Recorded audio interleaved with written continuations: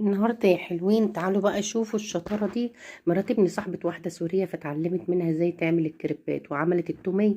طلعت بنت شاطرة أوي وقروب، وكانت مخبية عليا. قالوا تيجي كل ما اقول لها اعملي حاجة تقول لي ما بعرفش، وفوجئ انها بتعمل كل حاجة في شقتي. فابني بقى من وراها كده صور لي وقال لي ايه ده، طلعت شاطرة وقروبة. فهي دي بقى ايه الشطارة بتاعتها. شفتوا الشطارة. حطي يا اختي، حطي جبنة، حطي البضاعة ببلاش وصاحبها راجل مغفل. حطي يا اختي حطي.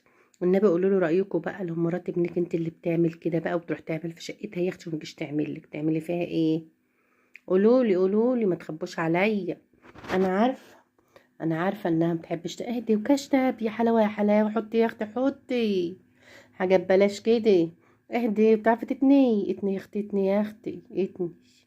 شاطره شاطره اهي، شاطره شاطره شاطره شاطره.